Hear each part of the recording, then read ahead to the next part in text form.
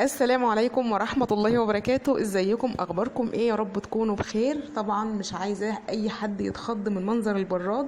يا جماعة والله انا سايباه بس علشان اعمل لكم الفيديو، وسبته يوصل للمرحلة السيئة دي. قلت علشان اصور معاكم الفيديو، ولو حد عنده نفس المشكلة يلاقي لها الحل معايا النهاردة ان شاء الله. وبرده معايا حلة كده محروقة من جوه، حلة استانلس، فقلت استغل بقى الفرصة النهاردة بما ان انا هعمل الخلطة جوه الحلة. ينضفوا الاتنين مع بعض. طبعا لو ملاحظين ان جسم البراد من بره ناشف عليه الحروق خالص ما بتطلعش.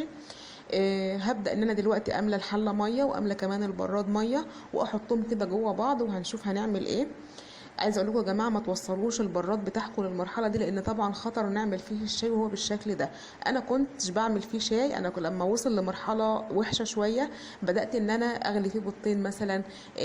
اسخن فيه شويه ميه كده على السريع لاي حاجه انا عايزه اسخن لها ميه، لكن ما كنتش بعمل فيه شاي طبعا عشان اكيد هيضر. هنا بقى هحط ملح ليمون، معلقتين كبار من ملح الليمون في قلب البراد نصهم، وبره البراد نصهم، يعني كده في قلب الحله نفسها نصهم وفي قلب البراد نصهم، علشان خاطر البراد ينضف من جوه وفي نفس الوقت كمان ينضف من بره، والحله بتاعتي كمان تنضف من جوه. هحط كده على البوتاجاز، وطبعا بعد ما يغلي هبدا ان انا اضيف المكون التاني اللي هو الكربوناتو او بيكربونات الصوديوم. هحط برده نصها جوه البراد ونصها في الحله نفسها. ما حبيتش احط الكربونات وغير بعد ما الميه تغلي علشان يعمل تفاعل كده وفوران. ويستحسن كمان ان انا احطه كده وهو على البوتاجاز عشان لما يفور ينزل كده على البوتاجاز، لان انا عايزه اقول لكم ان انا غسلت البوتاجاز بنفس الخلطه كان برده مش نضيف، فقلت فرصه بقى الميه اللي هتفور وتقع على البوتاجاز دي هغسل بيها البوتاجاز. غسلت 3 حاجات في نفس الوقت بدون مجهود بدون تعب. فزي ما انتم شايفين كده اهوت، سيبته كده يغلي لمده نص ساعه وبعد كده هشيله من على النار. دي المرحله اللي وصل لها بدون دعك بدون اي حاجه. طبعا القلب نضف شويه اهوت معانا، من غير سلكه من غير اي حاجه، كل ده طبعا بفضل الميه السخنه بالكربوناتو والملح الليمون. وطبعا لو ملاحظين السواد اللي في البراد من تحت اهوت بدا ان هو يلين خالص ويطلع. كل ما كنت افركه كده بايدي كان بيطلع بكل سهوله زي ما انتم شايفين كده اهو يا جماعه. فما بالكم بقى لما احط عليه السلكه، اكيد طبعا هينضف في ثواني يعني.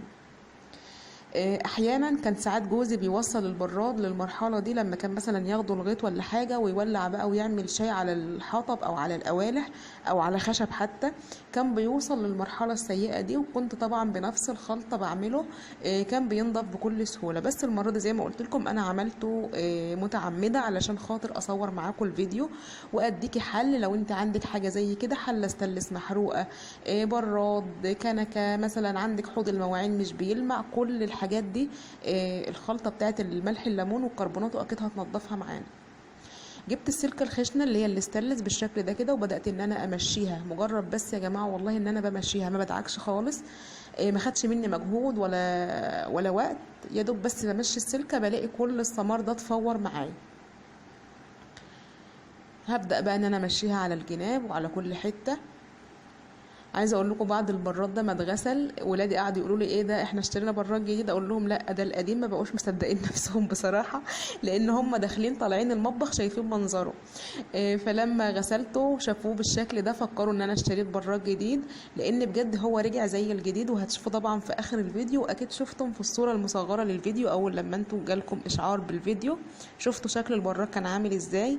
بجد نتيجه مرضيه جدا جدا، ونتيجه تخليكي يعني احرقي براحتك، يعني ولعي في كل المواعين اللي عندك براحتك وما تحمليش هم خالص، هتنضف بكل سهوله. طبعا بهزر يا جماعه، حافظوا على حاجتكم، خصوصا الحاجات اللي استلس اللي زي ديت وطوا عليها النار وانتوا شغالين عليها يعني.